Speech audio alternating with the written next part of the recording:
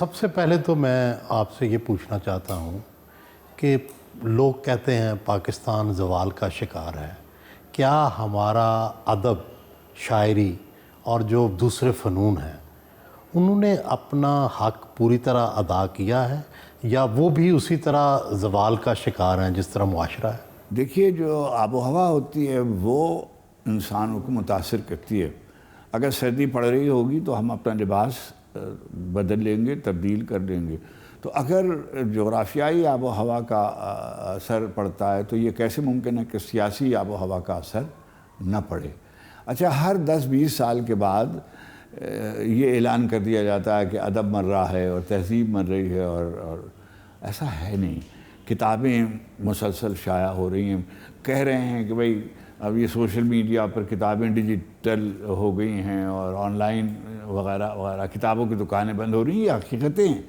ساری دنیا میں جو فنون ہیں وہ ساری دنیا میں مارجنلائز کر دیے گئے ہیں یا ہو گئے ہیں۔ گلوبلائزیشن کی سب سے بڑی کیجولیٹی کلچر ہوئی ہے۔ جو کلچرل آئیڈینٹیٹیز جو تھیں وہ بہت متاثر ہوئی ہیں گلوبلائزیشن کی وجہ سے۔ اچھا، اب لیکن کیا ہے، کوئی بار بار میں یہ بات کہتا رہتا ہوں اور میرا اس پر ایمان ہے کہ کوئی بھی شخص آفاقی نہیں ہو سکتا مقامی ہوئے بغیر۔ جب تک آپ کی جڑیں اپنی زمین میں نہیں جڑی ہوں گی، جب تک آپ کی جڑیں اپنے زمانے میں نہیں جڑی ہوں گی، جب تک آپ کی جڑیں اپنی زبان میں نہیں جڑی ہوں گی، آپ آفاقی نہیں ہو سکتے۔ کیا پاکستان کے بارے میں جو نا امیدی ہے اس میں آپ کچھ امید دیکھتے ہیں؟ دیکھیے، میں تو دیکھیے ہر نئی کتاب ایک نئی امید کا اظہار کرتی ہے۔ یعنی جو ہمارے بعض بزرگوں نے یہ بات کہی ہوئی ہے کہ جب کوئی بچہ پیدا ہوتا ہے تو اس سے یہ یقین بڑھ جاتا ہے کہ اللہ سبحانہ تعالیٰ اس سے مخلوق خدا سے ابھی مایوس نہیں ہوئے، یہ کہا جاتا ہے۔ اچھا، ہر نئی کتاب جو ہے وہ کسی نہ کسی نئے خیال کو، کسی نہ کسی نئی سچائی کو، اچھا روزانہ شاہ حسین نہیں پیدا ہوتے، روزانہ شاہ عبداللطیف بھٹائی یا اقبال غالب میر یہ روزانہ نہیں پیدا ہوتے۔ اب جو زمانہ ہے، گزشتہ 20ویں صدی کے بعد کا جو زمانہ ہے، اس میں یہ ہے کہ ہم چھوٹی چھوٹی سچائیاں لکھیں گے اور وہ مل کر ایک بڑی سچائی کی تشکیل اور تعمیر کرے گی۔ اب کیا ہے، لیٹن امریکہ میں ایک آدمی ہے مثلا گیبریل گارسیا مارکیز ہیں، یا ادھر ماریا یوسا ہے، یا ادھر ملان کنڈیرا تھے، اب ادھر یہ جو ابھی لڑکی ہے ہانگ کانگ والی خاتون ہیں، ہندوستان کے لکھنے والے ہیں۔ اب یہ سب اپنی اپنی سچائیاں لکھ رہے ہیں، اور جب آنے والی صدی میں یا آنے والے عشروں میں جو پڑھے گا، 3 تاریخیں لکھی جا رہی ہیں۔ ایک وہ تاریخ ہے جو مورخ لکھ رہا ہے، ایک تاریخ وہ ہے جو صحافی لکھ رہے ہیں، ایک تاریخ وہ ہے جو ادب لکھ رہا ہے۔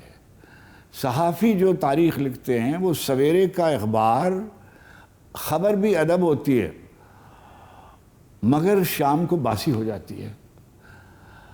ادب وہ خبر ہوتی ہے جس کو اگلے زمانوں تک منتقل ہونا ہوتا ہے، اس کو جانا ہوتا ہے۔ اقبال کبھی بھی باسی نہیں ہوئے۔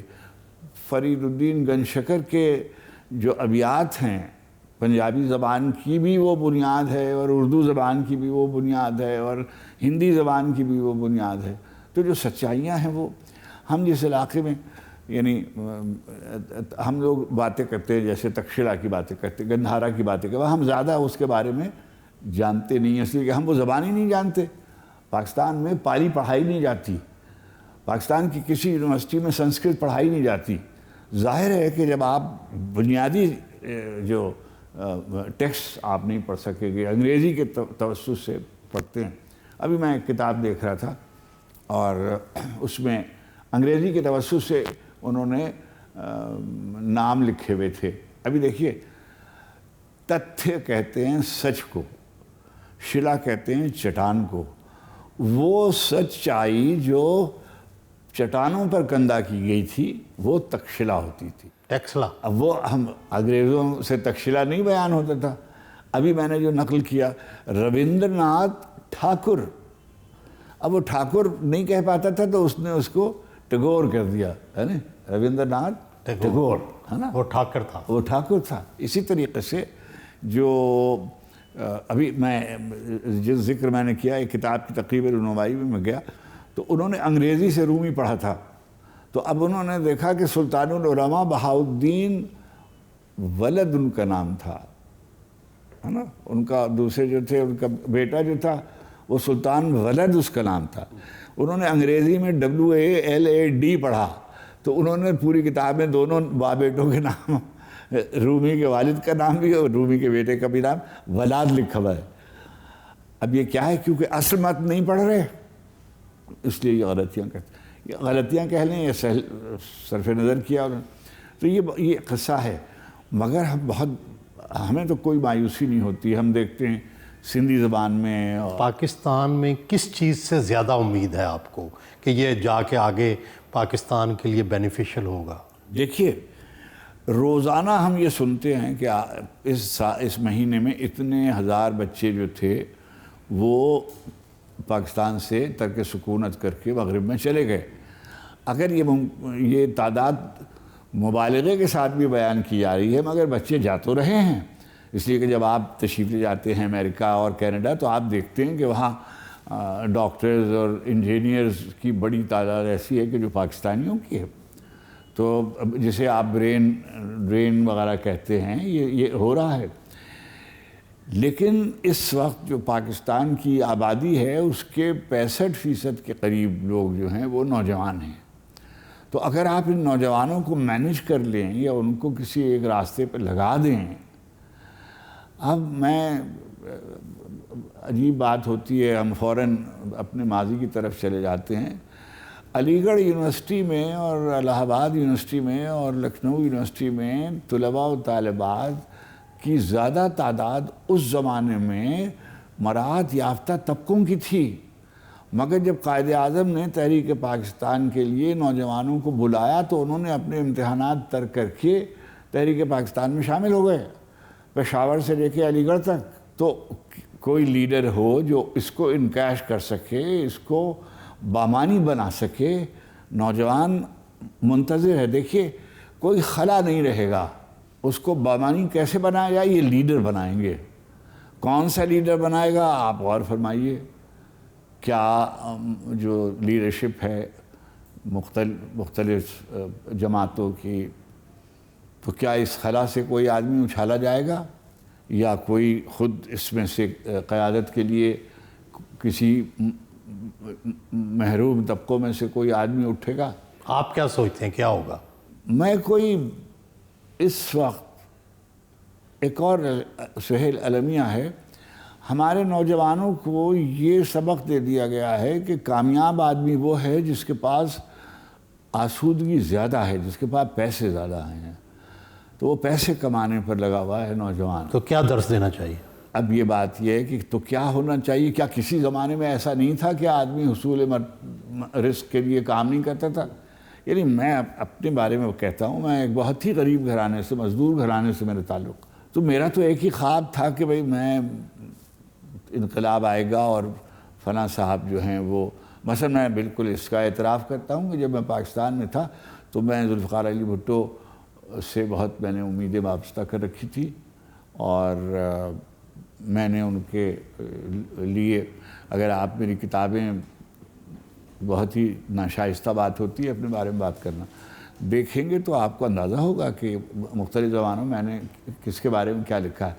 77 برس میں 35-40 برس تک تو براہ راست ماشاء اللہ لگا رہا، عامر حکومت کرتے رہے، مطلق الاعلان۔ جو جمہوریت بھی آئی اس میں بھی کتنی آزادی تھی، اختیار تھا کام کرنے کا، تو جمہوریت چلنے نہیں دی جا رہی ہے، صورت نہیں پیدا ہو رہی۔ تو جب ادارے ڈیموکریسی کو مستحکم کرنے کے لیے یہی ہے کہ بھئی مور ڈیموکریسی، الیکشن مور الیکشنز، لوکل باڈیز کو بالکل نظر انداز کیا گیا، دیہی علاقوں کو بالکل نظر انداز کیا گیا۔ جو بھی ہمارے ہاں بات ہو رہی ہے وہ ایک خاص طبقہ ہے، شہری طبقہ ہے، بڑے 4-5 شہر ہیں، انہی کے اوپر سب کچھ دار و مدار ہے، کوئی آدمی ان کی بات نہیں کرتا۔ دیکھیے ابھی تھوڑی دیر پیشتر پارا چنار کا ایک واقعہ ہوا، ہماری کسی جماعت کے میں کہہ رہا ہوں کسی جماعت کے کسی لیڈر نے ایک لائن کا بیان جاری نہیں کیا. یعنی مطلب یہ کہ چاہے وہ ہم نے مارے ہوں، اہل تشیع نے، اہل تسنن کے لوگ مارے ہوں، اہل تسنن نے اہل تشیع کے لوگ مارے ہوں، لیکن مارے تو گئے نا، ہمارے ہی لوگ مارے گئے نہیں. تو کوئی کس کی اچھا ہمارے پاس سوال جائز ہے اور کیا جانا چاہیے کہ بھئی آپ اس ملک کے بجٹ کا اتنا بڑا حصہ ایک ادارے کو دیا جاتا ہے تو وہ ان سے یہ بھی نہیں مینج ہوتا. اتنی بڑی بڑی انٹیلیجنس ایجنسیز ہیں، کانٹ دے ہینڈل دس کہ جی دنیا کی سب سے بڑی جو انٹیلیجنس ایجنسی ہے وہ فلاں ہے اور موساد ہے اور ساواک تھی اور یہ تھے اور ہماری ہے. تو بھائی کاہے کی ہے؟ آپ کو یہ نہیں پتہ ہوتا کہ کدھر سے کیا روزانہ ہمارے یہاں شہداء کی لاشوں کے نماز جنازہ پڑھائے جا رہے ہوتے ہیں.